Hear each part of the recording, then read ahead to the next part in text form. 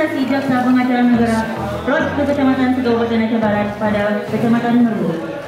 Mencoba menuangkan isi hati. Jaksa Pengacara Negara, pada intinya semua itu Bapak Ibu gratis, apalagi untuk pelayanan publik.